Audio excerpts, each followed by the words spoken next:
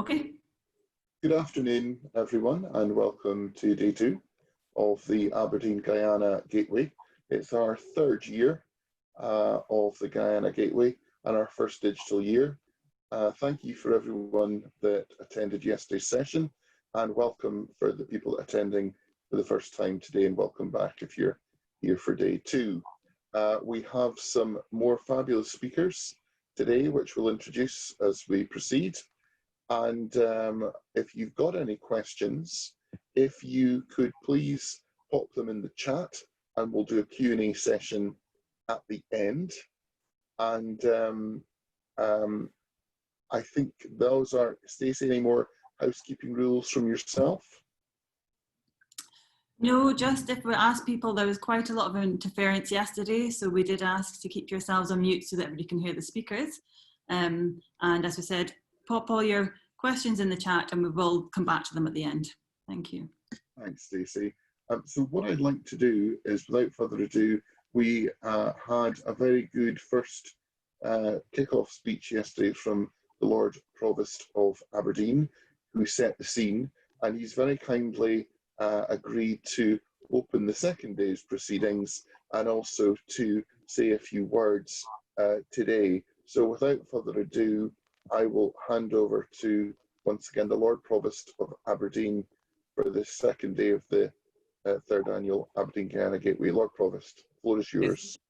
Thanks very much, Brett. And first thing I'd like to do is to thank everybody who's taken part. I think it's shown a great commitment that we have so many people logging in and continuing to come in for the second day. And I'm aware there's an awful lot of things on that people can be doing it online at the moment.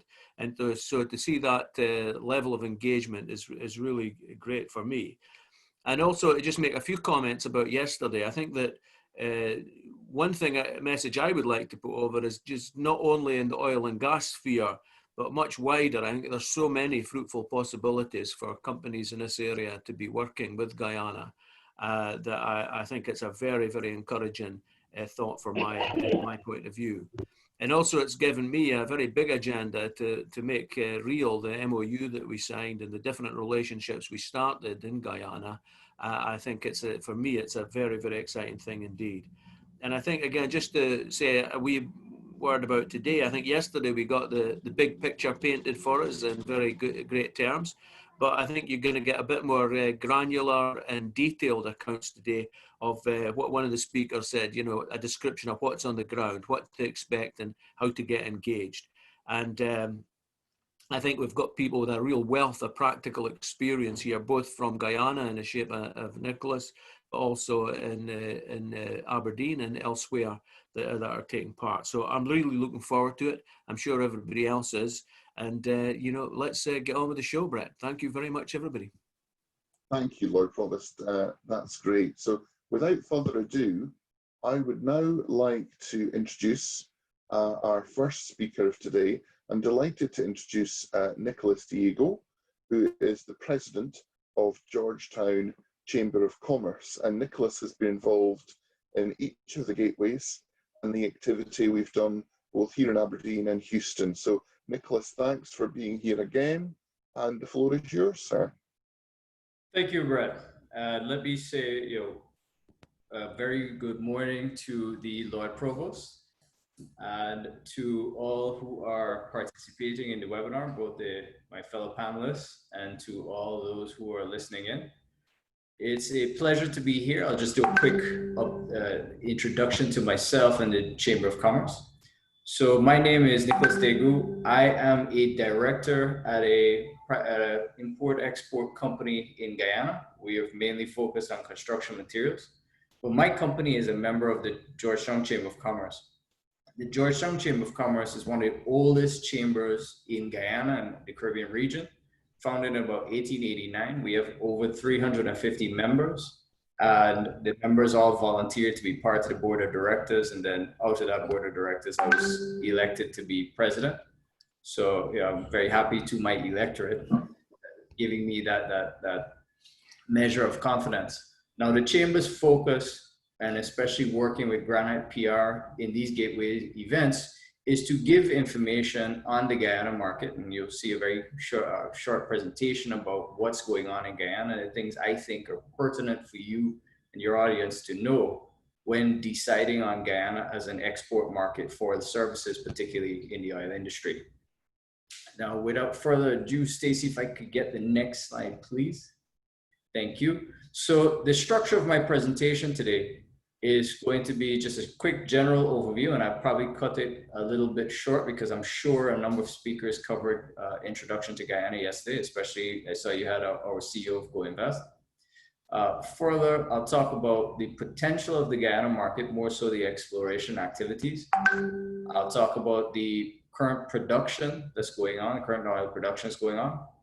And then I'll give a little bit of a wrap up in terms of the political and economic situation that's currently, what's going on in Guyana.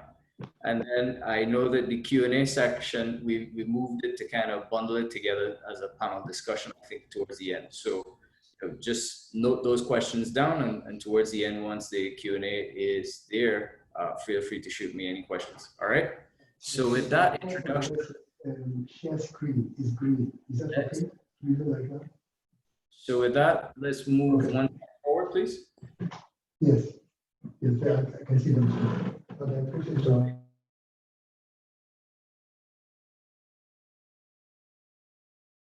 Yeah, Stacey, if you could go one slide forward for me. Thank you. Okay, one more slide. Thanks.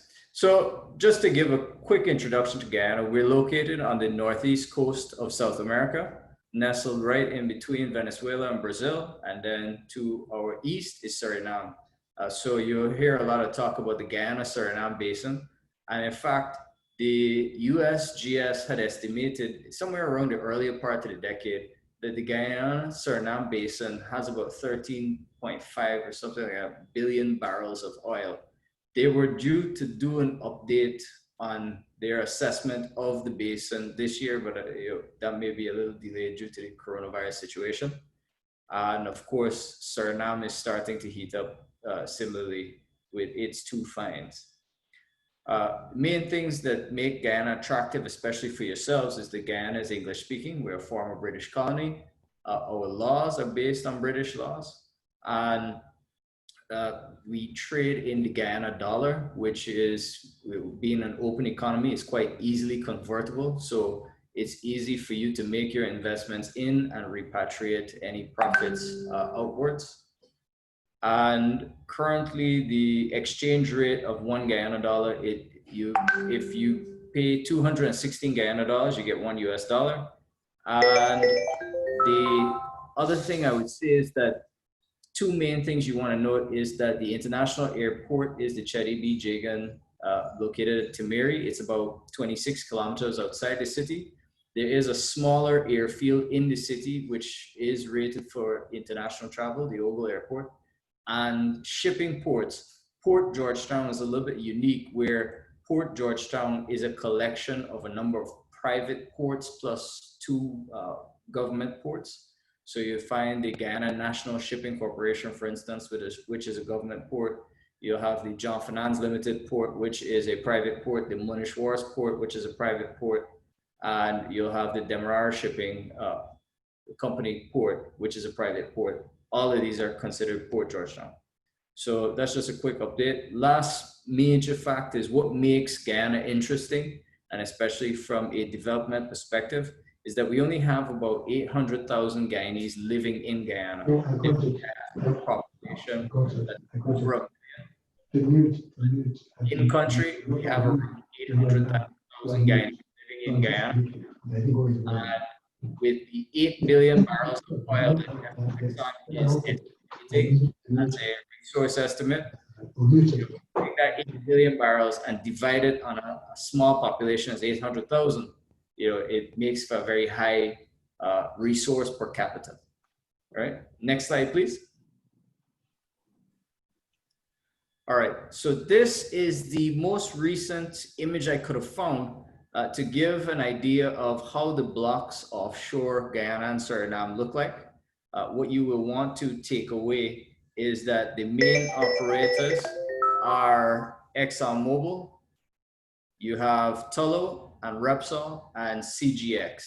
So Exxon, you'll see in the center there, it's Nexen, but it is now CNOOC, China National Offshore Oil Company. And Hess, who are partners with Exxon in that Stabroek block. Adjacent, Exxon is partnered with JHI, and just above it where it says Ratio Oil, that's the Kaieteur block, where they're currently drilling the Tanager 1 well, right? So just some quick notes I had here is that, Guyana's offshore basin, right, and the inland Takatu basin have attracted companies such as Shell and Total since the 1940s, who did a lot of surveying, and there were a lot of on-land wells drilled that were not commercially viable. And then we said, obviously, the why Guyana became famous is that 2015 hit by Exxon, where they made the Liza 1 discovery, which is currently now producing 5 years later, right? So next slide, please. Let's talk a little bit more about the exploration activities or the potential. Next slide, please. Right. So on this slide, you'll notice what I did to create the information for the presentation was really look at the press releases from some of the companies. So to give you the most up-to-date information from their perspective, and I'll talk a little bit about what we have seen in the news that is not official company information, but is industry knowledge. So recently there was an article Guyana, Suriname, and Brazil are drill ships as the hunt for oil ramps up in the region.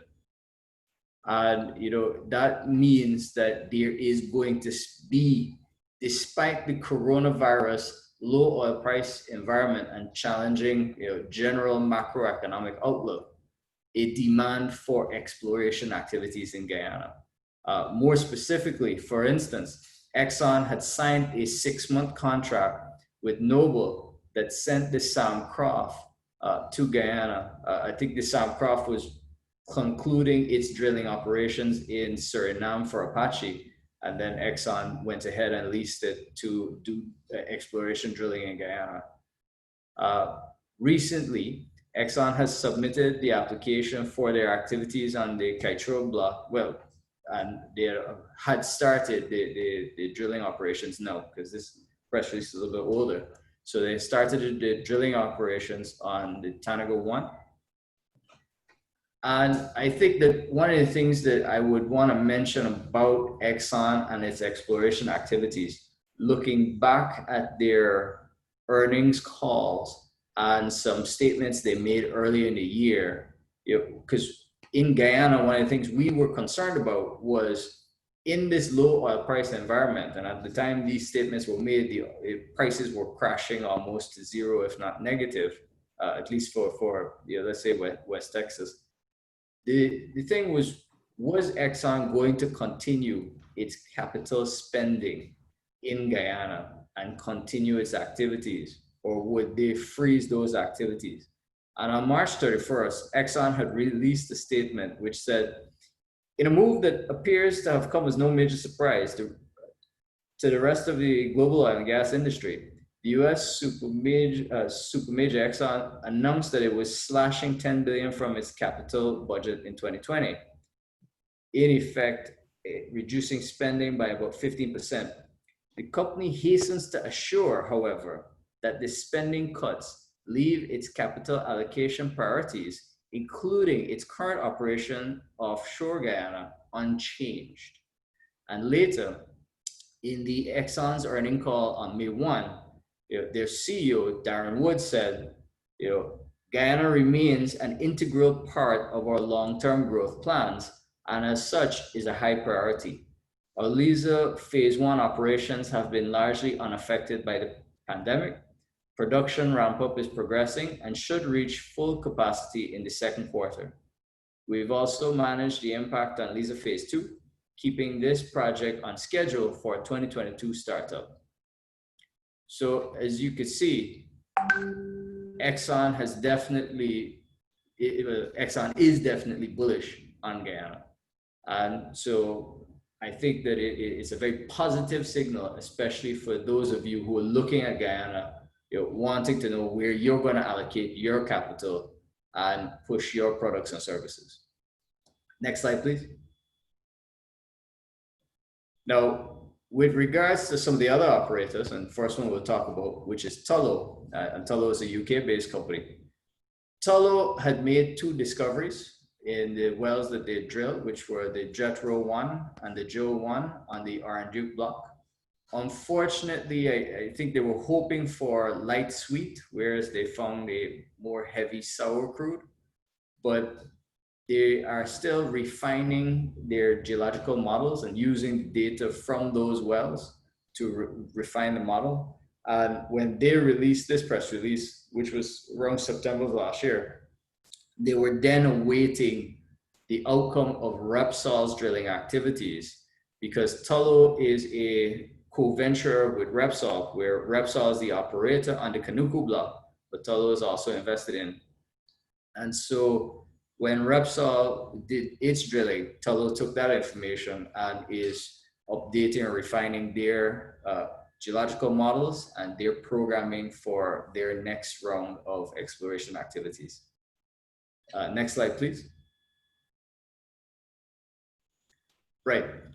So Repsol, they had drilled the Karapo 1 on their Kanuku license, and they found oil, although the volumes were a bit below explorations.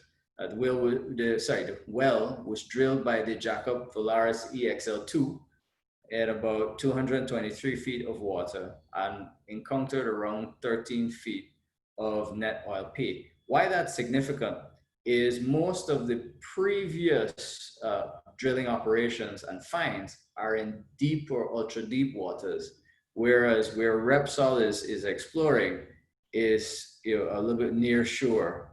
So it makes it a very interesting play, because if they are able to hit more commercially successful finds in that near shore, it opens a whole new round of activities, because a lot of those blocks are not in hands of operators. So I'm going back to the press release, is that Tullow added that the result confirmed the extension of the Cretaceous play from its adjacent operated Orange license, meaning that clearly there's a geological system there at work, and there seems to be some amount of potential for there to be the right conditions to have a trap and be able to find oil in commercially viable quantities. Next slide, please. CGX Frontera, and CGX is considered kind of the grandfather of the offshore oil industry in Guyana, because they were some of the ones who were doing the earliest drillings.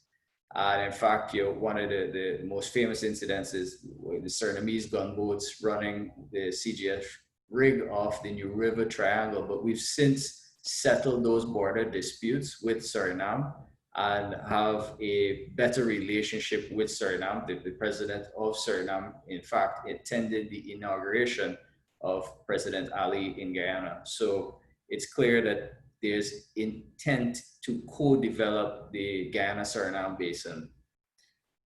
Now, what had happened with CGX is that they had closed a round of funding to program for their drilling activities, but then decided that they would reprogram those funds away from the actual drilling to completing a seismic study, a 3D seismic study. And they've since completed that 3D seismic study. And basically, maybe about 2 weeks ago, they had identified 2 potentially high prospective large channel sand reservoir complexes on the Quarantine block. And they are programming themselves for their drilling activities coming up in the future. So clearly, there's a lot of buzz and excitement around the exploration activities in Guyana. Next slide, please. Thanks. Next slide. So we'll talk about production activities. So the Liaison Sorry, Nicholas, I'm just giving you as well your 5-minute warning. No problem. So Thank you. Liaison 1, and the production section is quite short. Liaison 1 currently is producing somewhere around 80 to 98,000 barrels per day. The biggest challenge they've had was that the gas compressor was giving them some issues.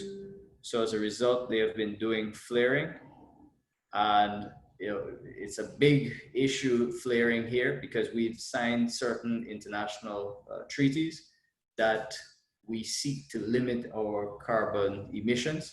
And so flaring has been a big red flag.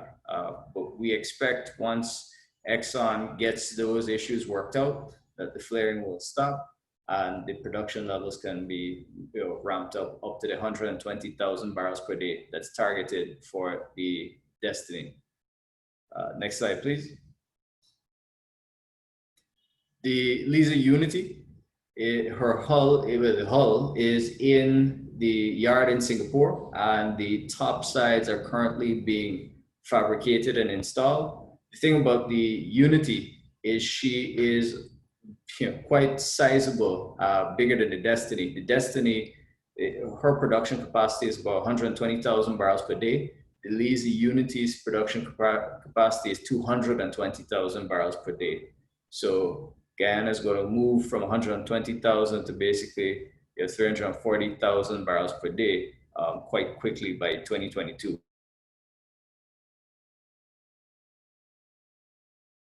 And in fact, they out 750,000 barrels per day. Next slide, please. Next slide, please. So let's talk about the political and economic situation. One of the key questions I get often from potential investors is around the local content policy. And so Guyana recently implemented its local content policy, which came out of various rounds of consultations. It was written by Dr. Michael Warner and he has significant experience in writing local content policies. Now, when the Department of Energy released it, they described it as a fit for purpose policy, as it offers a balanced alignment between the government of Guyana policy goals whilst maintaining consistency with Guyana's international, regional, trade and economic cooperation obligations. Try saying that 5 times fast. Now, the key thing to note, though, that there is a local content policy in place. Exxon themselves have an internal criteria. And so what the policy stipulates is that Exxon has to measure its local content spend. It reports it in about 3 buckets, which are the first being local Guyanese-owned companies, their spend there. Second being regional companies, so regional being in the CARICOM region. And then third being rest of the world owned companies. And so each quarter, they report to the Department of Energy, and those metrics are tracked. And there obviously is a push from the government of Guyana to increase the local spending. Right. Next slide, please. No problem, and that's your last warning. Yep, no problem. So the key thing that I'd like to leave you all with the Guyana market is that we are projected to grow by the IMF about 52%, and that's because our GDP traditionally is about 3.5 billion. So when you add production of 120,000 barrels of oil at a certain value somewhere between, let's say, $45 to $60 a barrel, you're basically almost doubling the GDP. Next slide, please. And so last thing I'd leave you with is that obviously Guyana's had gone through a 5-month protracted elections crisis, and the elections are now resolved. The People's Progressive Party has won the elections, and Dr. Ali was sworn in, and he in turn swore in his cabinet. Last slide, please. And in that cabinet, the key things that you want to take away is that the ministry, what we call the Office of the President, will be handling the Ministry of Finance overall policy goals, as well as the overall policy goals for the oil and gas industry. But the Ministry of Natural Resources will be responsible for the day-to-day operations of the petroleum industry. Last slide. I think that's it. And Thank you. yeah, any questions, just feel free to pop them up in the Q&A section. Thanks. Thank you, and thank you so much for sticking to time. That was really useful, and I think Brett will probably unmute himself to now introduce our next speaker. And just a little reminder for everybody else, you'll notice I did have to put everybody on mute at the start there, and if we can just stay on mute, it just avoids interference so that everybody can hear the speakers clearly. Thank you. Thanks, Stacey. And yeah, just to reiterate what Stacey said, because we do have over 100 people online, which is great, but obviously we're trying to avoid any blowback or noise so that you can all hear the speakers clearly. So we'll unmute you as you need to speak, ask questions. If anyone has a lot of really interesting information there, Nicholas, thank you. And if anyone has questions for Nicholas, if you could pop them in the chat section, we will come back to it at the Q&A at the end. And Nicholas, maybe you can also pop in the chat the best way for people to contact you if they would like to do that. But we'll come back to any questions for anyone at the end. So I'd like to now move on and introduce our next speaker. So I'm delighted to introduce a good friend of mine who introduced me to Guyana and taught me a lot of what I know. And so Mr. Kiernan, Francis Kiernan, I would like to thank you for introducing me to Guyana, and the floor is now yours, sir. Thank you very much indeed. Good afternoon, everybody in Guyana, where it's morning, of course, and here in Aberdeen, where it is mid-afternoon. My name is Francis Kiernan, and looking at the delegates, I think I would be known to quite a number of them, both in Guyana and in the UK. I'm a lifelong oil and gas man, and I run an energy consultancy, and we look at energy economics, strategy and delivery, and we provide agency services. We specialize in Scandinavia, East and West Africa, and of course now in Guyana and Suriname. Next slide, please.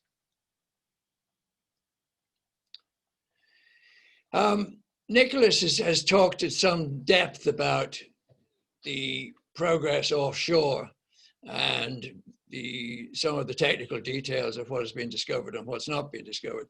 I really want to try and address some of the business issues that exist for the industry in and around the offshore province of Guyana in the first place, and of course Suriname. And recently there was a statement from both the governments that they were going to try to coordinate some of their efforts in terms of consolidating the region as a major oil region. In looking at the Georgetown map, the single thing I want to say to you all is, you're looking at the map and the Demerara River, and the Demerara River flows south to north. That's quite relevant when we come and look at the map of Georgetown itself. Next slide, please. Nicholas showed a map as well earlier about the acreage and the various license holders, and I wanted to really explore this a little bit. If you look at Guyana itself, the fact of the matter is there's only one IOC, and that's ExxonMobil. And ExxonMobil, EEPGL, which is the conglomerate that's operating the Stabroek field, made up of Hess and CNOOC, are the principal players. And in saying that, I'm referencing the costs associated with an exploration and development well. An exploration and development well in the Stabroek block and right down into Suriname, into Block 58, generally speaking, it's about $100 million. And $100 million means you have to have significantly deep pockets to be able to organize and develop a drilling program. When you look at the other players in the Guyana offshore block itself, you've got, for instance, Frontera, Catalea, JHI, and CGX.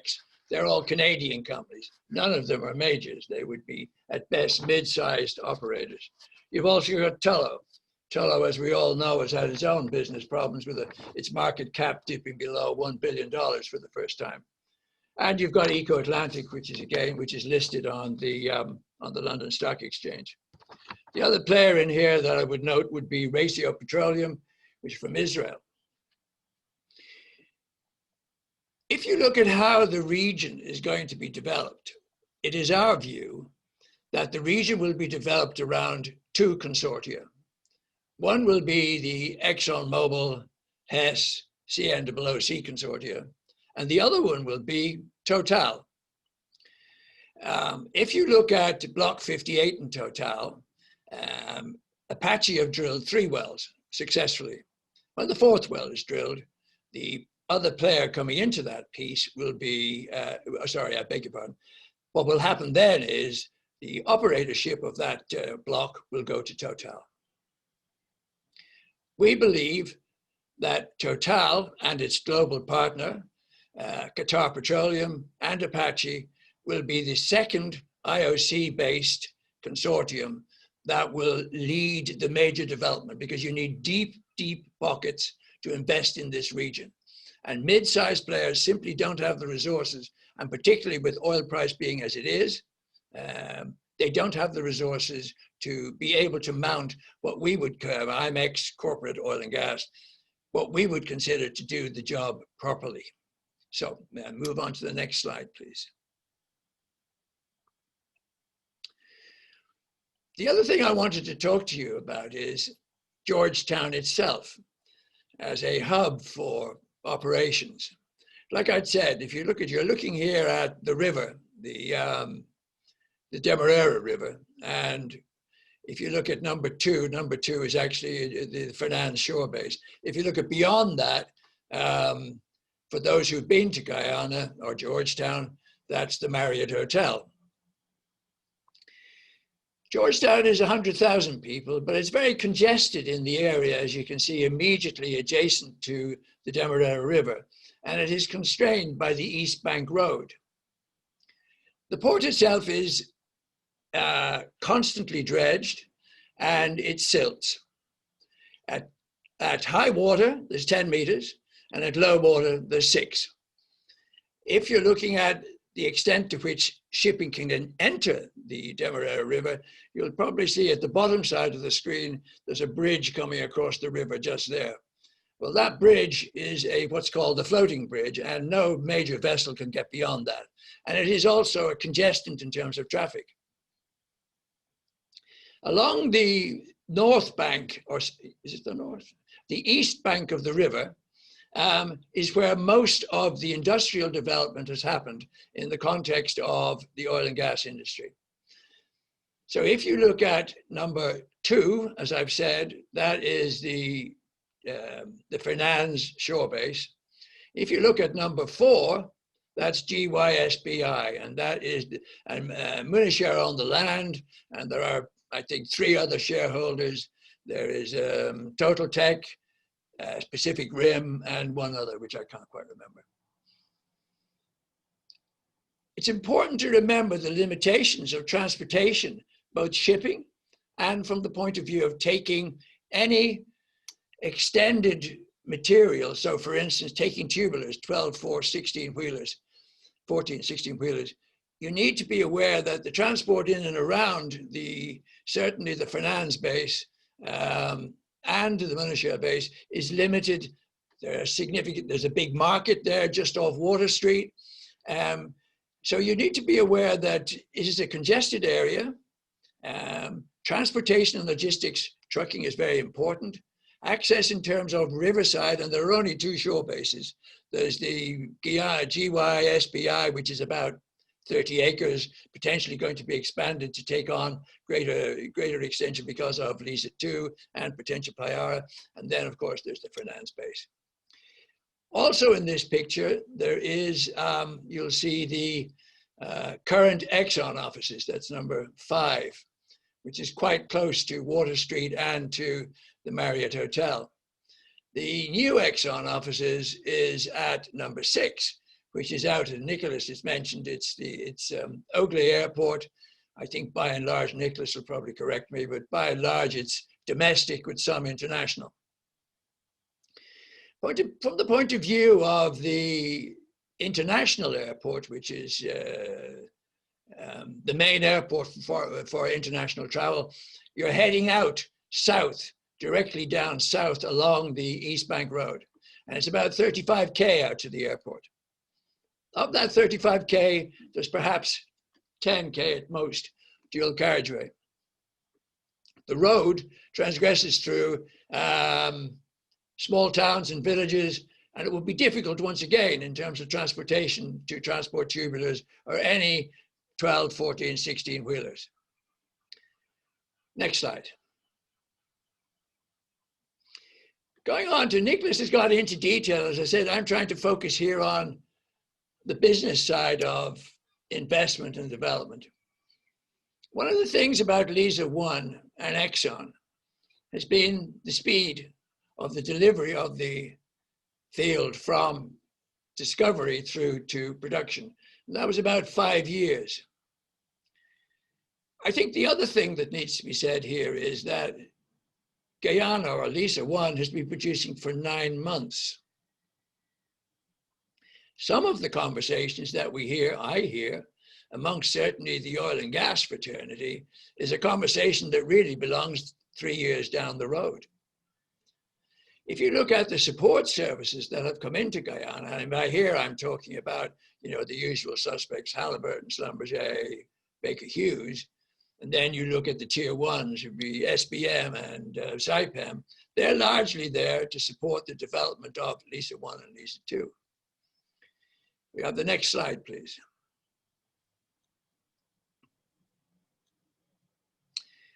The other thing you would say is that Nicholas has also touched on this, and I would concur and support what he said. Exxon made the decision to sacrifice the Permian Basin as the single and the primary investment destination, that's in Midland, Texas, because of the ease, the speed, first of all, of Liza 1, and the capacity they have to get a return on capital. But what I've said about the necessity for IOCs in the region to properly develop the continental shelf is probably well illustrated here, where you're looking at the Exxon spend of 35 billion up to 2025. Now that is big money, even by big oil standards. And in an environment where we're being threatened by carbon zero and by transition, it's worth bearing that in mind when you consider and look at how the shelf, both in Guyana and Suriname, will develop. Next slide, please. Yes, and if I can just let you know, that's coming close to your time, Francis. What was that? That's coming close to your time. All right. Well, you go a little more quickly. Yeah, sure. I'm just letting you know. Okay. Thank you very much.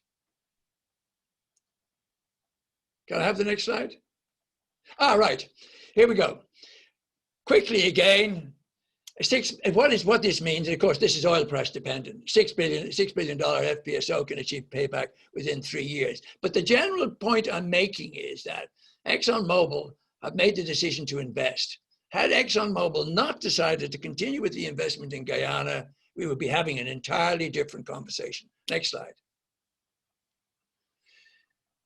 When you look at what the implication, and this is purely for ExxonMobil, Guyana could be producing 1% of total global oil supply by the time, by the time the 5 projects are completed. So that would be by the end of the decade. So this is a major, major source of investment. Next slide, please. This is a map of the other players, which goes to demonstrate again the type of involvement and investment within the continental shelf.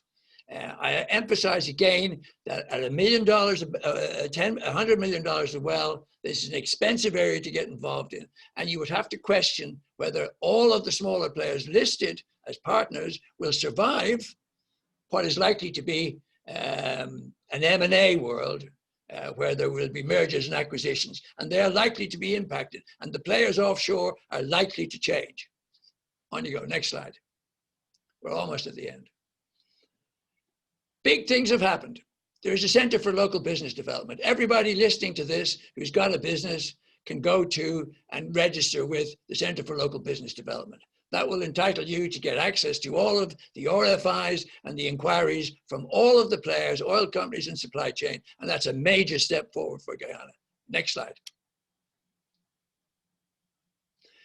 Nicholas has talked quite coherently about the Guyana petroleum sector and the local content policy. From a business perspective, and Nicholas will probably beat me up for saying this, but from a business perspective, we've looked at the document and we have, along with Ernst & Young, we've done a review of the document. I would suggest that the document as it stands is at executive summary level. There's no drill down and process in actually managing the specifications and requirements for local content on the ground. For people coming into the region, into the country in particular, the government has just been elected. It's likely to sit in Parliament in the first week in September. We're then into a period where they're going to be setting their stall. Then you're into Christmas. I don't believe there will be any local content on legislation on the statute before end of first quarter, probably second quarter next year. That is significant for players looking to come in and do business in the region. Next slide. Last one. So, key takeaways. Guyana has survived the global capex and budget reviews, and that has been Exxon staying is the keys to the palace. Exxon are committed to Liza 1, 2, Payara awaits sanction. I know there's a review, but I'm confident that that will proceed. Georgetown has started to provide capacity and infrastructure. The usual suspects are in town. We've talked about Halliburton, Schlumberger, Baker Hughes, and the tier ones are in town. So they will themselves generate business and they will massage the supply chain both locally and internationally. New government's in place. I believe they'll press the reset button. We're 5 years experience we didn't have when we started this process. Liza 1 is producing and the supply chain is functioning. The CLBD is operational. We await the local content legislation. And the one word of caution I would say to those looking at the players at the moment, this is an expensive province to explore, lots of M&A to happen yet. Have a nice day. Thank you very much, Francis. Much appreciated. And if anyone has questions for Francis, if you could pop them in the chat, we'll come back to them at the Q&A section. Okay, Stacey, are we ready for our next speaker? So I'm delighted to introduce Bobby Gosai. And Bobby, whilst being from Guyana, is a well-known figure also in Aberdeen, currently studying his PhD in petroleum economics at the University of Aberdeen. So Bobby, I know you've got lots of interesting information to give us from and perspective from both sides of the pond. Over to you, Bobby. The floor is yours. Thank you very much, Brett. Good morning to those in Guyana and elsewhere, and good afternoon to those in Aberdeen in the UK and this side of the world. As the title of the presentation is here, the economics of offshore Guyana, I just wanted to touch a little bit on what has been happening over the last 5 years and what is expected to happen as we continue to develop the oil and gas industry in Guyana. Next slide. Now, the first thing we must note is that Guyana is an oil producer and an oil exporter. That must be clear in the minds of everyone. As Francis indicated in his presentation, Guyana has been producing oil for over 9 months now.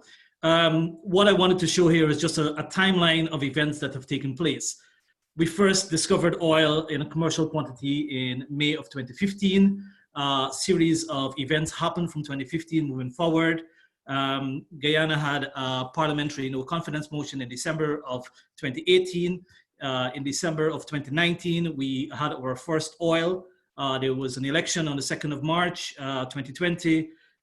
There was a 5-month issue which was resolved on the 2nd of August, and President Ali was sworn in.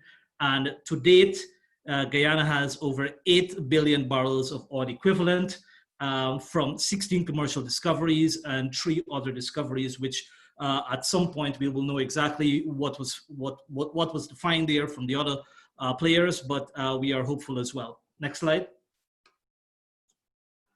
Now, in the medium to short term, which I would like to call the next 3 to 5 years, there are some interesting things that will be taking place in Guyana. First of all, we know that the oil industry will continue to be ramped up. We have seen that production has been moving at a steady state of increasing from the one field that is currently in operation, but there will be more oil production over the next 3 to 5 years. What we can see that is going to happen is that Guyana will have some level of political stability, which will make investment in Guyana less risky than it was before. Moving forward, we know that the IMF has projected that Guyana initially was supposed to have a growth rate of about 83% in 2020, and then try to have consistent growth rate within the 20s or thereabout for the next 3 years. However, that has been revised down primarily because of the political situation in Guyana and the global pandemic, which is not just a health issue, but also an economic and financial issue. That has been revised down. However, looking at the realistic situation in Guyana, we expect to see double-digit growth rate for the real GDP this year, somewhere between 25 to 26%. 2021 is expected to be a more stable and robust growth year for all sectors, to somewhere between 18 to 19%, and then moving into 2022 and others. We must also take account of the fact that the global pandemic, the coronavirus, has had an impact on all sectors of every economy in every part of the world.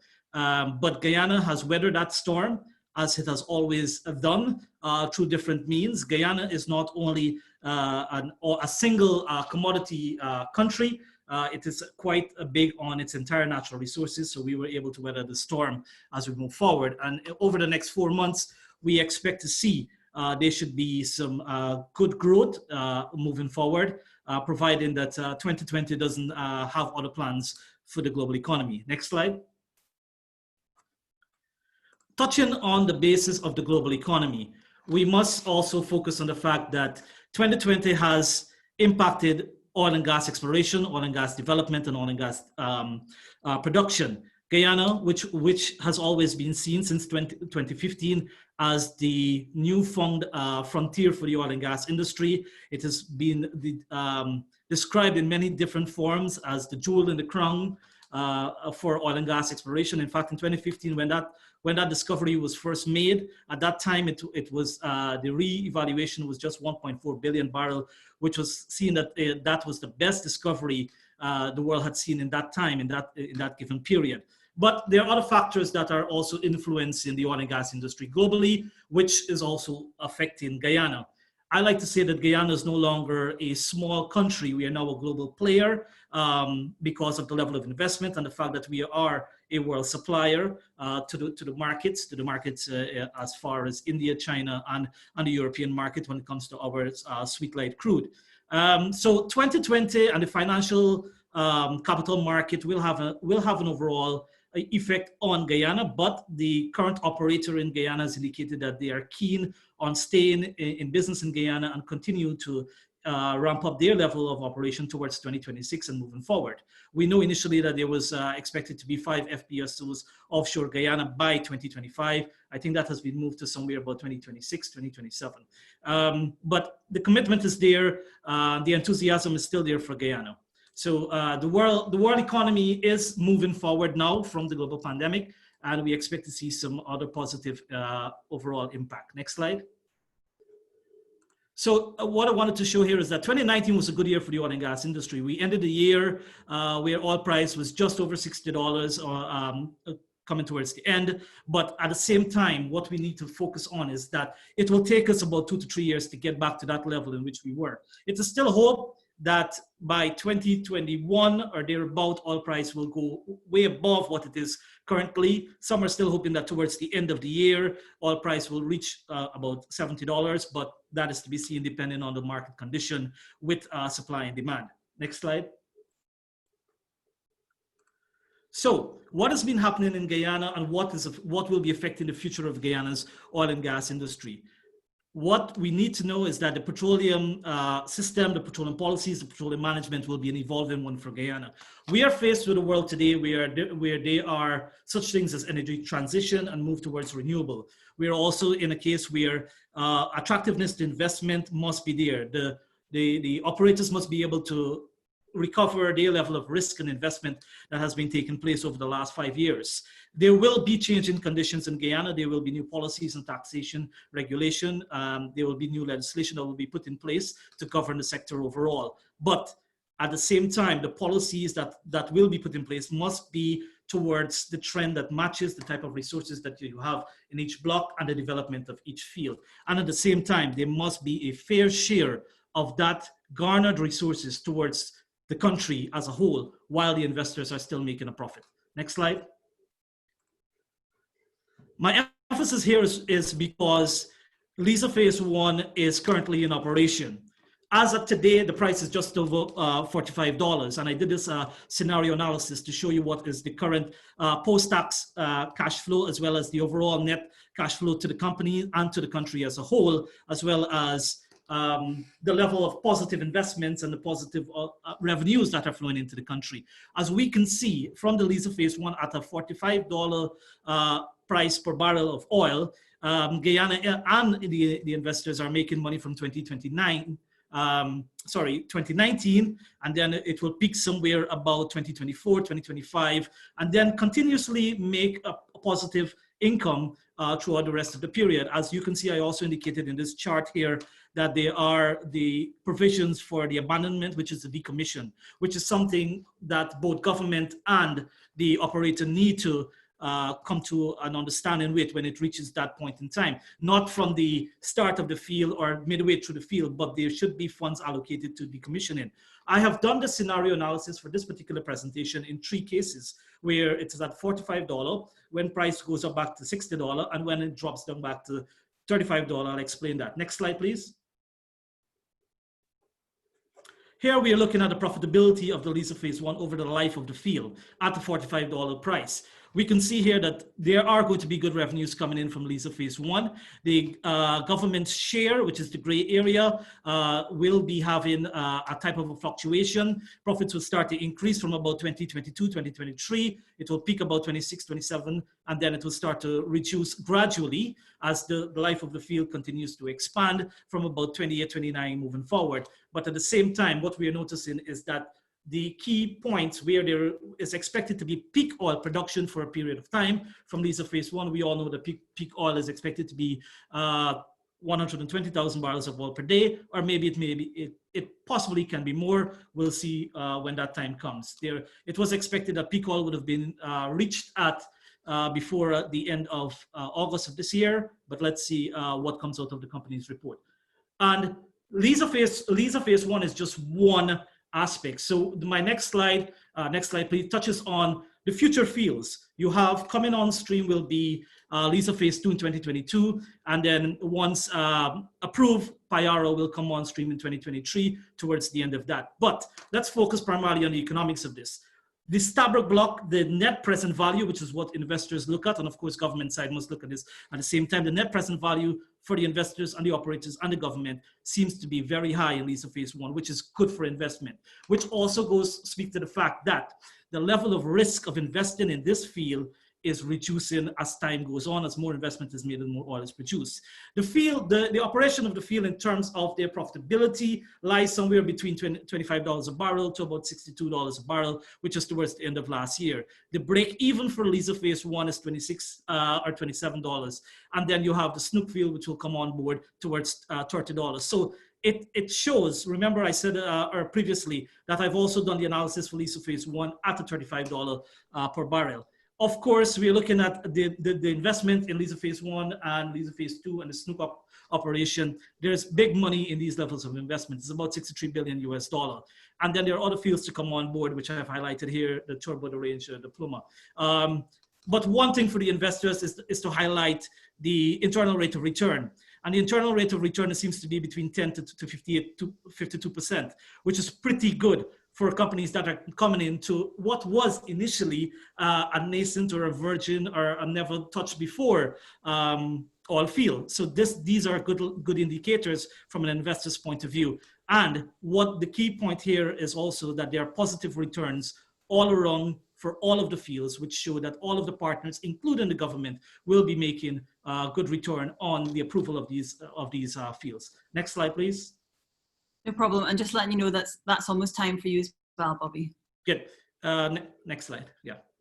So at least of phase one at $60, we can see that the net cash flow is also increasing. And this, as long as the price goes up, there will be more revenue. Next slide. And here again, I'm showing the profitability. As we can see, as against $45, we are now seeing a bigger increase in the level of profitability. As you can see from 2022, 2023, all the way down to about 2032 there, good profitability. Next slide. Briefly, what I wanted to say moving forward for the oil and gas industry in terms of the economic policies and the management of the sector, the Natural Resource Fund legislation is going to be critical in terms of how the government and how the society determines its level of expenditure, savings, investment, a stabilization fund for rainy days, and of course a fiscal rule that will be implemented. We've touched on local content policy and legislation, which is key. But one of the key things here that we need to focus on is the fiscal linkages between the various sides of the economies. There will be a need for a depletion policy. Industrialization is moving forward in Guyana, even though we don't have a policy, and a policy needs to be established for every sector and every subsector of the economy. Infrastructure development will be key, and natural gas is something that has been talked about a lot over the last 16 days or so in Guyana. Natural gas development is going to be a midterm economic goal for the government of Guyana moving towards 2023 and above. Of course, there are new legislation to be put on stream to manage the sector, and there are institutions such as the Petroleum Commission, or whether Guyana will have a national oil company, looking at the marketing of the oil and gas, and of course, local content and local supplies. As I said, Guyana is an extractive-led industry. Just quickly to the next two slides, just brush over that because those are the $35. As you can see, the profit goes down as well as the level of cash flow. And the next slide, please. And this is my last slide. The next one. Key here is what are the risk factors for Guyana? As I like to call them, the sensitivity analysis as it relates to the petroleum sector. The key risk factors, we have seen that the oil price touched below $40 a barrel, and that is for current trading and future trading, negative prices. What happens when the oil price goes down? That's why I highlighted the need for the legislation as related to the Natural Resource Fund in terms of stabilization.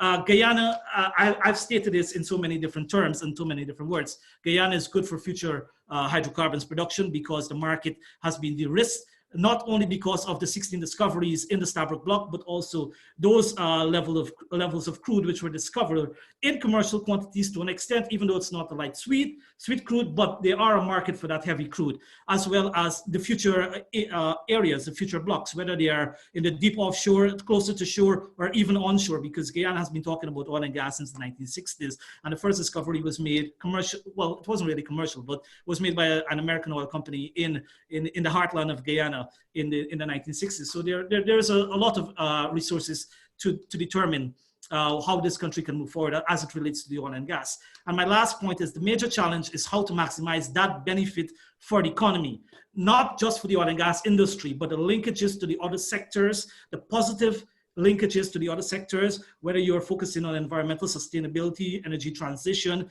education, health, infrastructure. How can you garner that resource and use it well towards making sure the well-being of the people are improved and the standards and qualities of lives are improved on a daily basis. And I think that's my presentation. The last slide will show that. Bobby, thank you very much. A superb presentation.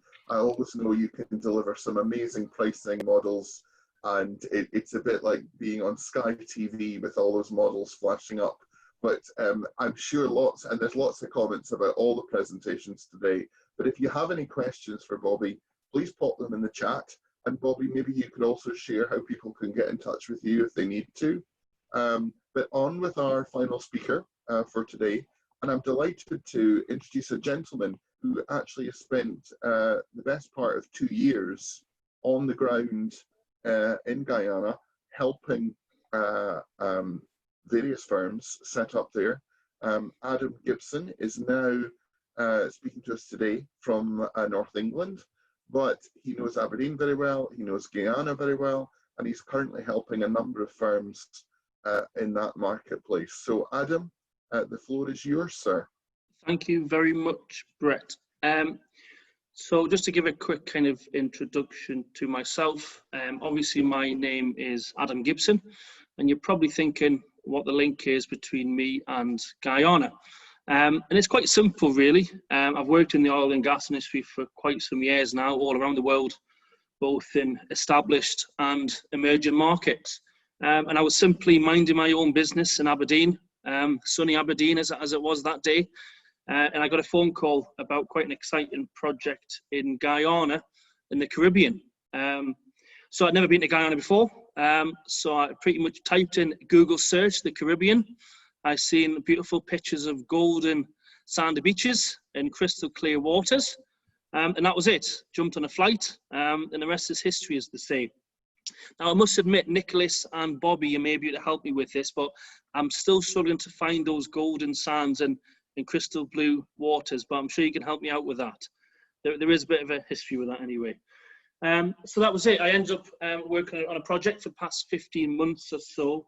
I'm taking a local company from what was a startup business into an established market leader and globally accredited. So setting up its ISO 9001 quality management system, setting up and refining their technical delivery, and adding some more service lines to that business. Now, the whole part of that project was a set target, was a set agenda, all based around succession planning.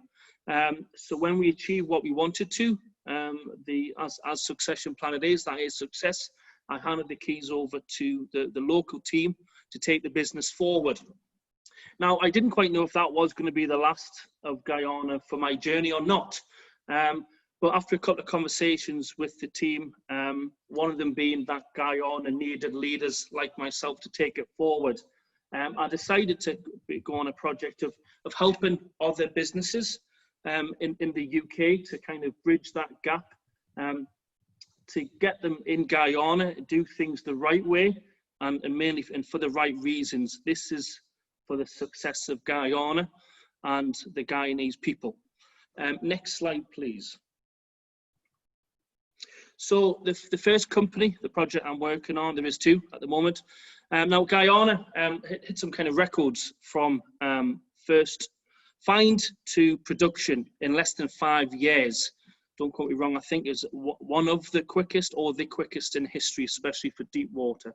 So although the Guyanese supply chain has transitioned substantially with a lot of success, there was still a gap in terms of asset integrity, maintenance, inspection. There were shortfalls in technology and competencies. So this company is what you've got a first movers advantage time window to bring the latest in technology, the best of people, and a transfer of knowledge, a transfer of technology, to set up and really put Guyana on the frontier to be efficient and commercially attractive in terms of asset integrity. Next slide. The next company is a company called Ascaris. Now, just a bit of info. Guyana is currently ranked number 149th in the world when it comes to national cyber security. As you know, cybersecurity is now ranked in the top 3 of global threats. So when you've got an emerging market like Guyana and you've got a lot of foreign investment, they now start to communicate with the rest of the world a lot more frequently. More technology is coming into play. Unfortunately, this does become a target area for organized cyber crime. So this company has seen a gap in the market and a clear requirement and a demand for Guyana to put a fix in place now for the long-term security of Guyana to prevent any such cyber crime. So the likes of putting in ISO 27001 and other leading technology. So that's two of the companies I'm working with at the moment, and it's going very well. Next slide, please. So what I wanted to do is just give you all some hints and tips of how to be successful in Guyana and how to do things the right way. First of all, I just thought I'd give you some did you knows about different facts in Guyana.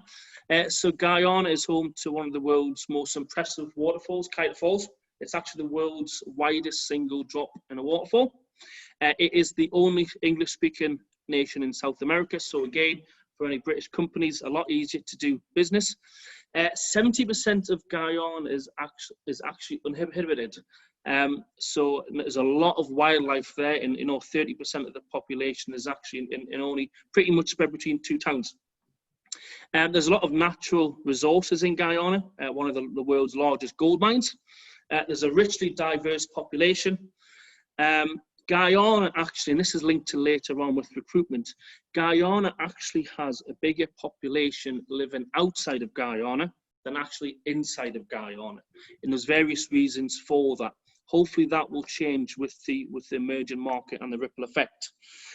Obviously, Guyana being an ex-British colony, there's a lot of common legislation and strong treaties with the UK, which does make it a bit easier to do business. And Guyana has been known for quite a while now as the breadbasket of the Caribbean, although that is starting to change as it starts to rely more on imports. But hopefully with the ripple effect of the oil revenue, that can invest in agriculture and hopefully change that back around. So some of the do's and don'ts, and based on local content has been mentioned before. I try not to use the word local content, I prefer local development. It simply gets related just to employing a workforce.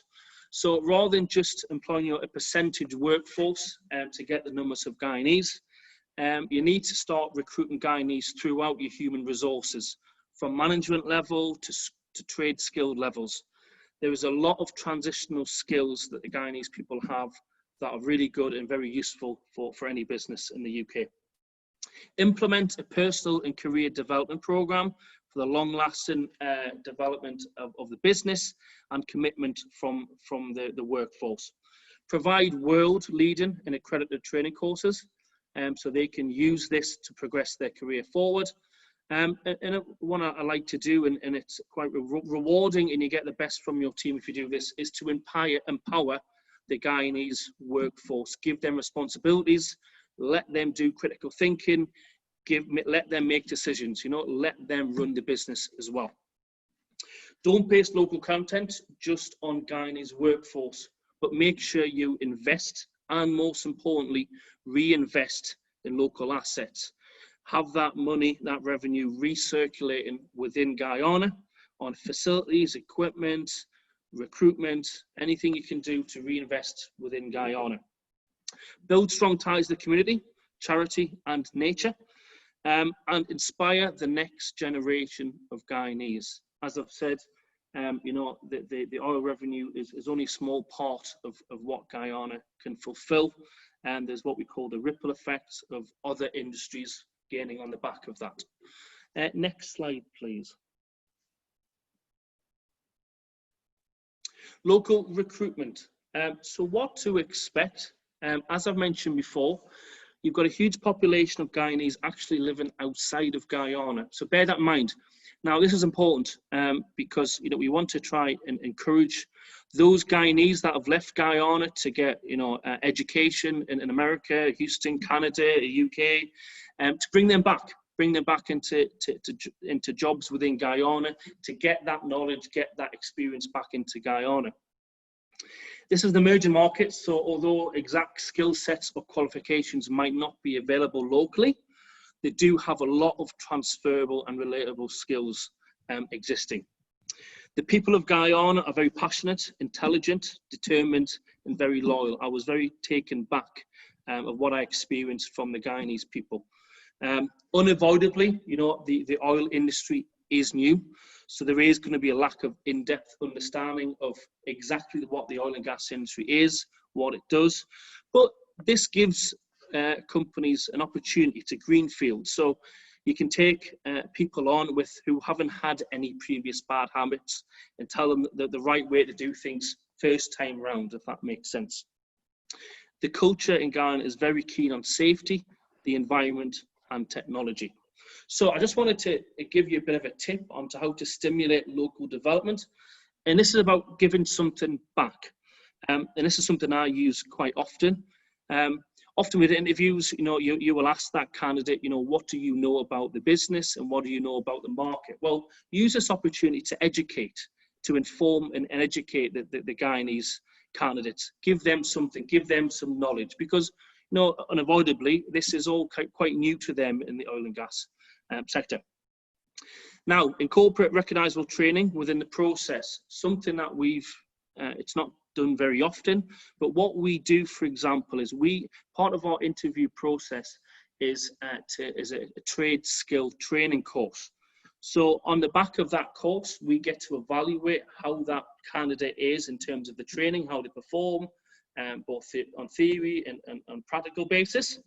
But on the back of that, if they're not successful, they have a certificate, they have a trade skill that they can take further to the next employer to be hopefully more successful, or they can return later to hopefully be more successful with that company. And that's it from me in terms of some hints and some tips of what to do. The last thing I'll finish on is, if you really want to be successful in Guyana, you need to know your cricket. They are cricket crazy. It's currently CPL. So the Amazon Warriors are playing this Saturday against Jamaica. I actually do have my Amazon Warriors t-shirt with me, but you can't see it. So yes, if you want to be successful in Guyana, swat up on your cricket. And that's all from me. If you have any questions, please put them in the box. Thank you.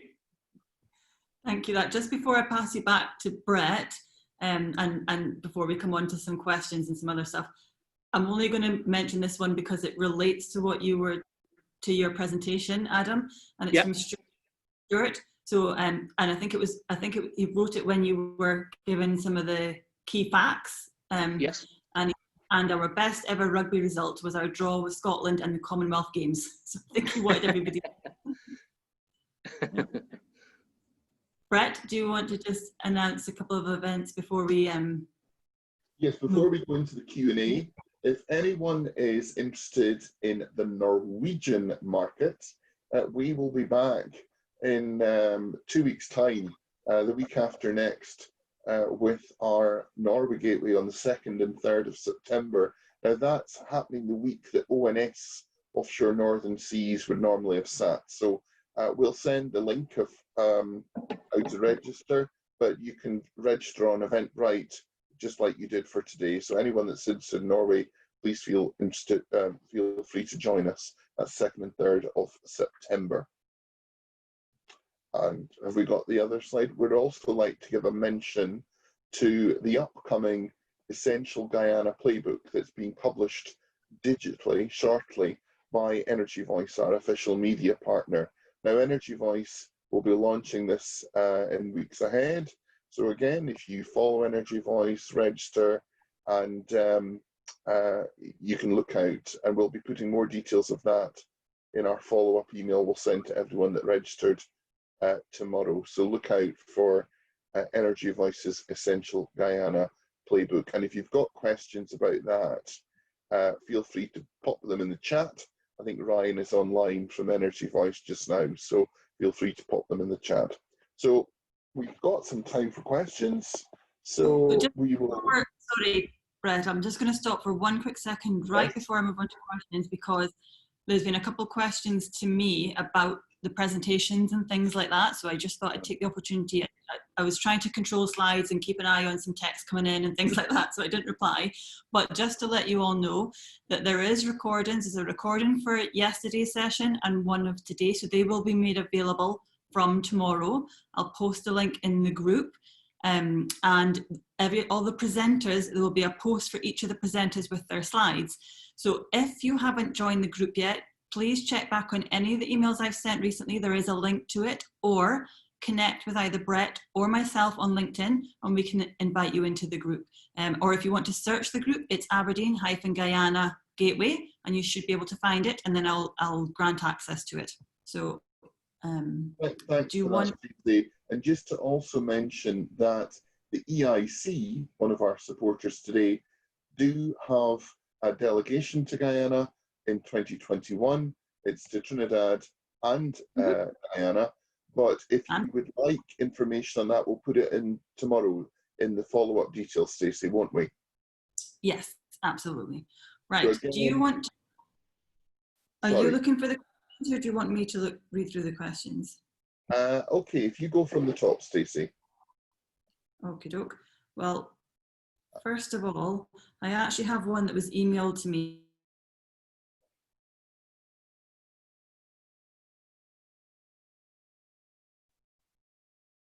So I'm about to just pull that up. First of all, it's not in the chat, but I'll read it out to you all. Philip should be. So, oh, beg your pardon. Sorry, guys. Find the right email. I've got one here, Stacey. I'll read in the meantime. And it's Thank from you. Mark Davidson, putting a question for later, linked to what was said yesterday, with the focus on local content. Is there information available on Aberdeen UK companies that have invested either directly or with partner or joint ventures? It would be good to see examples. So Mark, if you're still online, in terms of examples of local companies that have set up, I'm going to ask Francis and then Adam to comment on that, because I know they have real live examples. Francis?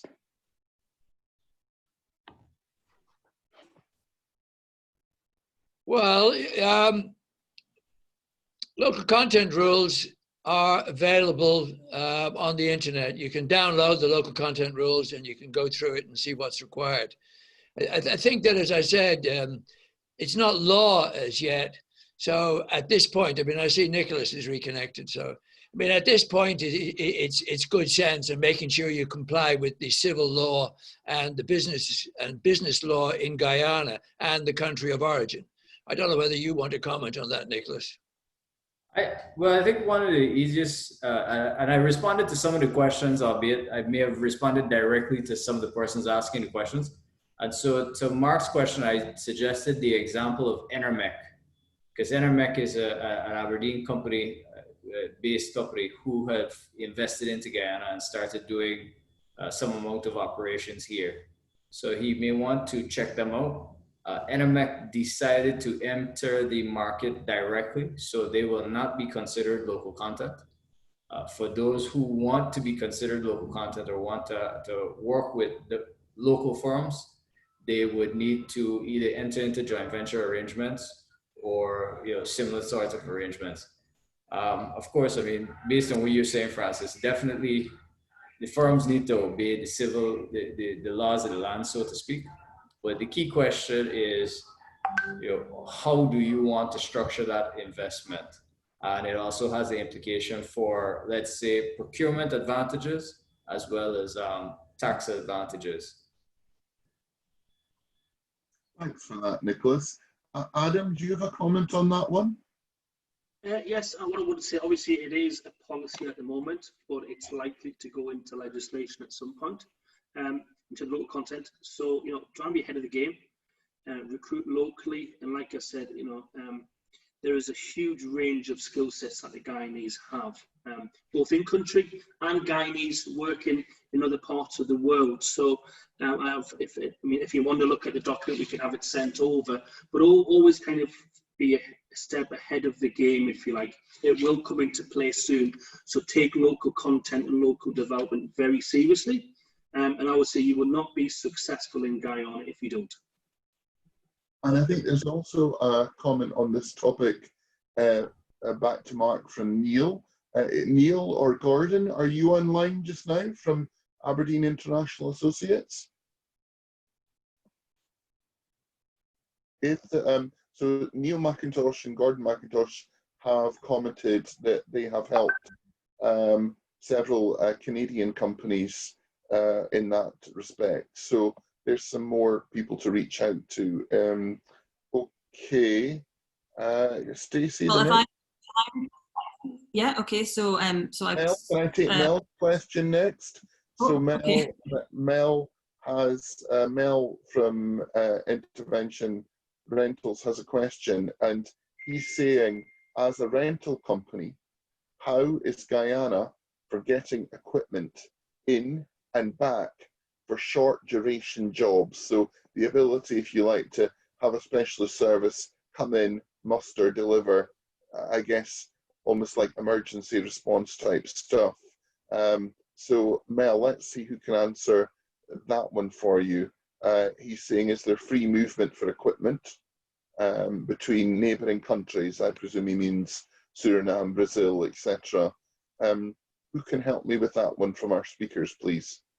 So what I would say is that it's not a single straightforward answer. So firstly is that there is, let's call it free movement, in that there are no restrictions or preventions. However, some of the equipment may be subject to taxation.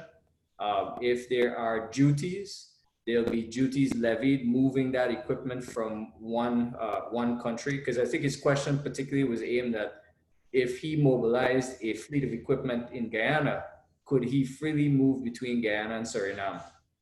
And yes, he could freely move that equipment between Guyana and Suriname, but he would still be subject to any duties or value-added taxes on moving that equipment back and forward, right? There is no waiver of taxation. Where he does benefit is that sometimes for projects and for particular industries, there may be a waiver of the duties for that project or for that industry. And so there are some industry specific incentives. And then further, under those industry specific incentives, some taxes are zero for those industries, right? So that's why it's not just a single straightforward answer that yes, you can just drive equipment back and forth on the border. There is some amount of considerations based on the industry, the rate of duty and equipment. And if it is a project where you have a specific or special incentive to move the equipment in and then back out of.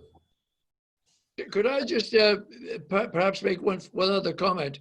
There is the possibility that if you're supplying capital goods to the country, that they can be delivered DAP. And if they're delivered DAP, so for argument's sake, if you're delivering tubulars, and you're delivering tubulars, say, to Exxon, you can deliver them DAP, which means that the recipient has the responsibility for the management of customs and excise, bonding, or whatever the case may be. So that is available to people who are supplying in country. Yeah, well, I think where Mel's or Mark's questions was pretty much there was, for instance, like a lot of the Trinidadian companies have mobilized their idle equipment. Okay, yes. So for instance, pipe handlers, cranes, large trucking equipment that is not normally used in Guyana for trucking a lot of the pieces. And sorry. That taxation. It was just to say, gentlemen, that Mel, who asked the question, who I know from Intervention Rentals, who I've been to many sort of trade shows with around the globe, he is having problems with his internet connection, but perhaps Francis and Nicholas, you can connect with Mel Shepherd direct on LinkedIn, or I can introduce you. Yeah, I know he's been to see me, so I know Mel quite well. Okay. I've actually got a link right this second, so. Oh, there you are, Mel. Well done. I did actually hear most of your reply, Nicholas. So, yeah, that's fine. Yeah, unfortunately, I had BT in the house yesterday, and they've gone away, and no idea what they've done. You're not the only one, Mel, that's got that situation in Aberdeen today. So yeah. I've had a few comments about the BT works, but no, thanks for the question, Mel. And Nicholas, you, I guess, can also connect with Mel Shepherd if you need to. Yeah, we could give Mel more specific answers based on the type of equipment and the industry. Okay. Okay, thank you. So on with the next question. Right, if I can interrupt just for a second, I've got the email ready and I have to keep refreshing my screen to read this. So if I can read the question from Dr. Philip Mundy, if that's okay. And I believe this is going to Greg, and I think we have Greg on the line. Are you here, Gregg Quinn?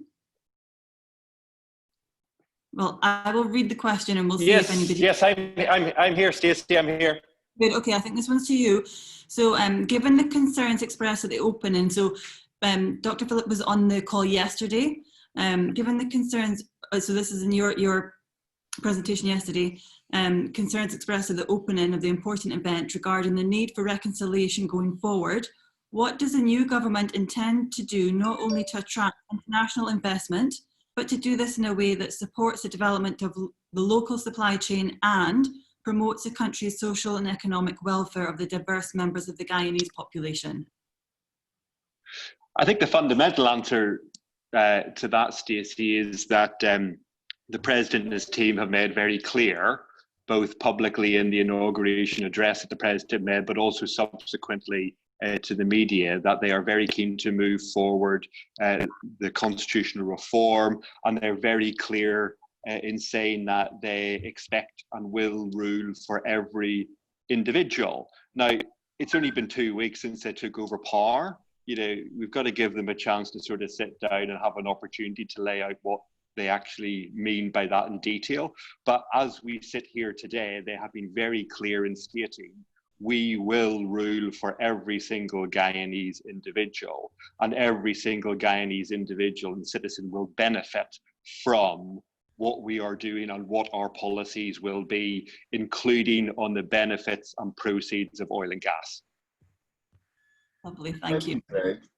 And Stacey, if it's okay, can I move on to the next question? Absolutely, yes. I was going to ask Bobby if you could come in on this particular question, because it's very economically sort of numbers driven, and it's from Rennie Paris. Can you see that one in the Q&A box, Bobby? Oh, no, I may have to scroll up to get it. It came in at 342. Oh, 342, let me see. Okay, so this one is talking about the 52.8% GDP growth. Instead of focusing on the entire growth rate, shouldn't we try to tease out the GDP growth rate that will have a real impact on the Guyanese economy? Yeah, a very good point, very good question there. Now, the projected growth rate from the IMF and the revised growth rate, which is over 50%, it's primarily driven by the revenues and the business of the oil and gas industry.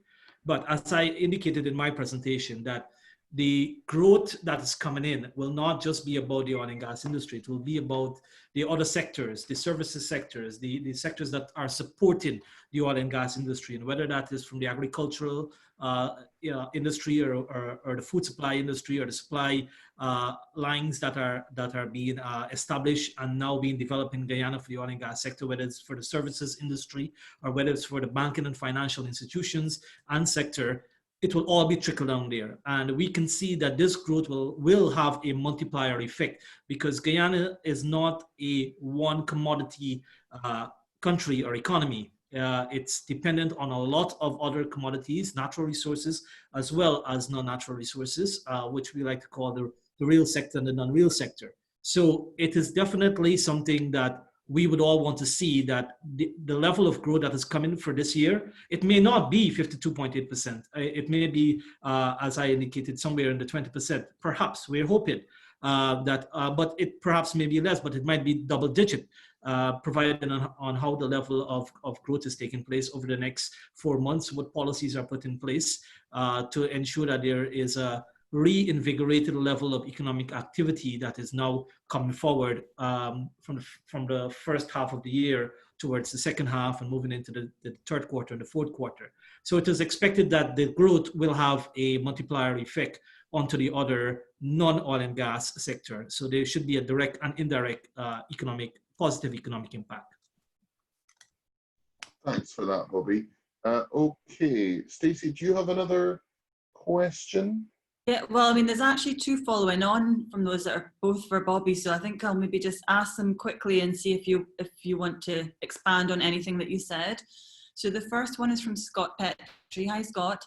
And he's saying, really enjoyed your presentation, as I think everybody did. Do you have any analysis on how renewable energy fits into the entire story for Guyana and possibly the economic impact? Guyana and possible economic impact. Right. What I would say on this is that Guyana is a country with a potential for energy. We have oil and gas. Oil and gas is being developed. The impact of natural gas, solar, wind, and hydroelectricity. There are some old studies that were done on solar, wind, and hydroelectricity, but not at today's market value.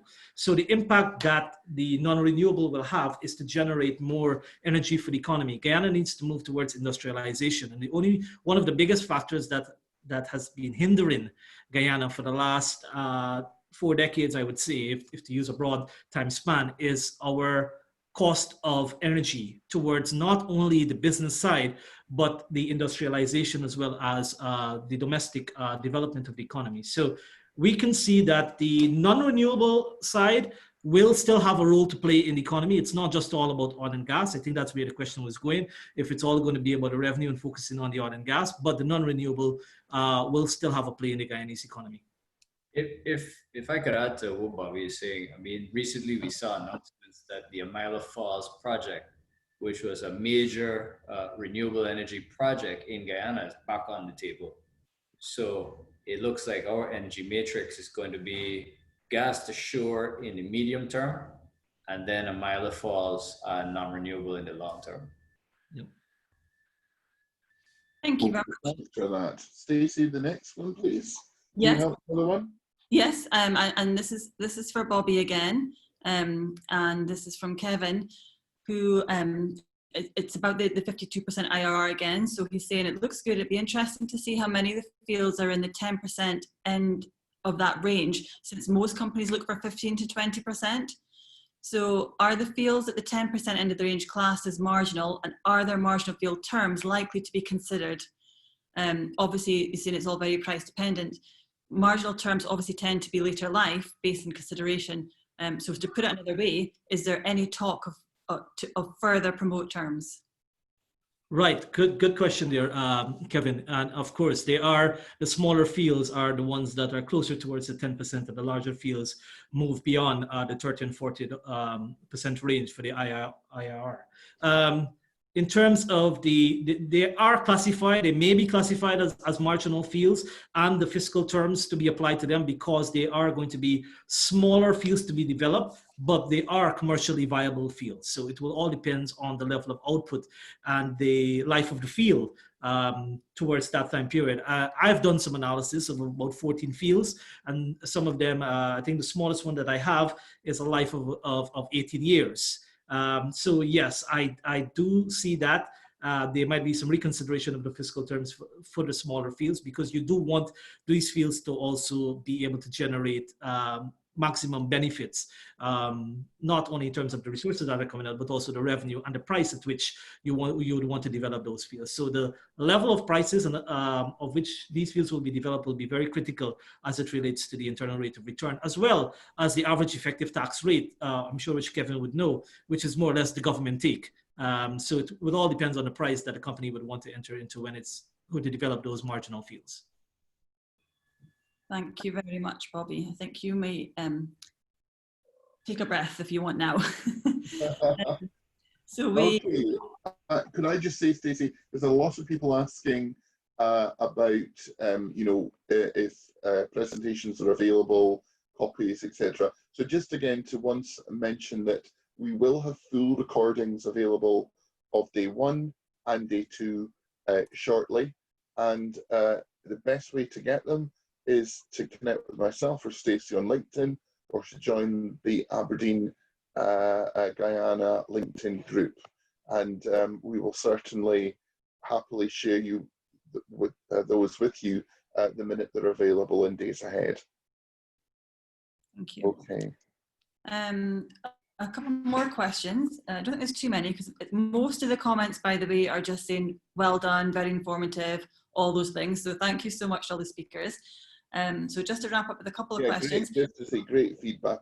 All the presentations have received amazing feedback. So thank you. And I am probably the hated person here today, because I was telling people they had to finish up, and I'm sure everybody would have listened to you for a lot longer. But we do have a question from Craig. So Craig McBeath works for he's a service provider to the oil industry worldwide, supplying lift and equipment-based solutions. So his question is, what types of services and product offerings are currently lacking in the country, and what would be a good source of market intelligence down at this level? Right. I think a great question. And I would say that firstly, so the way Exxon handles their procurement here locally is they've created a local business accelerator called the Center for Local Business Development. And so that Center of Local Business Development holds a lot of the market information that they've gleaned from having these registrations. For instance, some of the gaps so far are in inspection and testing. We need more capability in inspection and testing. In addition to that, I think there have been some requests gone out for rotating equipment repairs, as well as instrument control. So the Center for Local Business Development has a lot of that information. In addition to that, you could reach out to us at the Georgetown Chamber, because we have a number of the operators in our membership, and we can connect or present questions or information to them in terms of what do they need in their day-to-day procurement that they're going about. So, okay. So Stacey, I'm conscious we're just a few minutes over the actual scheduled time. So question anyway, so I'll ask the one last question if that's okay. Go for it. I think this might be of interest too. So this is from Jason Cordy, and he's saying, that obviously the information has been great, really interested about, and lots of information relating to doing business and setting up partnerships in Guyana. Is there anywhere he can access information that around about sort of accommodation costs, cost of living, etc., for those who are looking to establish and move to Guyana? Can anybody point him in the direction, or anybody in the direction where they would go for that? I would suggest two spots. Of course, I'm going to be shameless to promote the Georgetown Chamber of Commerce. Of course, we can provide some amount of information on these things, because we do have various companies in our membership who are in these sectors. So we have tourism operators who own hotels. And I would suggest you also go invest, the Guyana Office for Investment, which is our both export promotion agency as well as our foreign direct investment promotion agency. And they'll be able to give him a lot of details in terms of, I'm sure he's going to have questions on the laws to set up companies, to set up businesses, and the tax laws in terms of, what taxes he would owe, and if there are any bilateral tax treaties. Because I think, for instance, we have a UK-Guyana bilateral tax treaty. So there are certain things that Go Invest will have, or certain bits of information that they'll have ready and at hand, because they've met a number of FDI investors, and they have similar considerations that they want answered. Thank you. Okay, thank you very much for that. And I think there's one last question, Stacey, from Nick at Allrig, and he's actually asking about the mention of inspection and testing requirements, and if we have any more information on that. Francis, is that one maybe for you about inspection and testing? Do you have any knowledge on that? Or Adam? It would depend on what type of inspection and testing.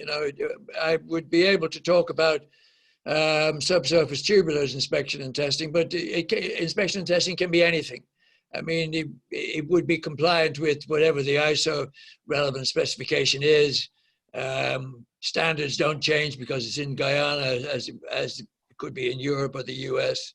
So it's a very broad question. You'd have to be quite. Maybe it's best if Nick connects with you directly on that. And Adam, do you have any thoughts on inspection and testing? Yes, I mean, as Francis said, inspection testing is quite a broad framework of possibilities. There are gaps in the current supply chain, especially when it comes into the latest and cutting edge technology, advanced NDT, where you've got guided wave and phased array UT. There is no local setup for that at the moment. And as you know, these bring cost savings, both operationally and long-term maintenance benefits for that. So I'm more than willing to speak with Nick privately if he wants to go into a bit more specific details on exactly what he means by inspection and testing. Yeah, and I guess, Nicholas, that's another one also for yourself, that you might have knowledge through the membership about what inspection and testing collaborations or services are needed. Yep. I think, for instance, there's a company here called Jaguar who are doing some of the, let's say, inspection and testing scopes. They're, if I remember, Scottish. I don't think they're from Aberdeen, but I think they maybe, it's a Scottish and a Guyanese partnership. So yeah, I'd be happy to speak with companies who are interested more and get specific details if I don't have it. So we're going to, I think, all that really remains me to do now is thank our speakers. There's been huge praise of the presentations, and I would simply add to that, they've been very informative, really interesting to see, and food for thought, I think, and opportunities. Now, please, everyone, feel free to connect with myself or Stacey on LinkedIn, connect with our Aberdeen-Guyana Gateway group, and we'll be sending out a note tomorrow on Friday to thank everyone over the 2 days that participated, with some ongoing resources and useful information to continue the Guyana journey. So I think, without further ado, I would like to thank the speakers, and a special thanks to Stacey for helping us run this event smoothly and digitally. Stacey, anything from yourself?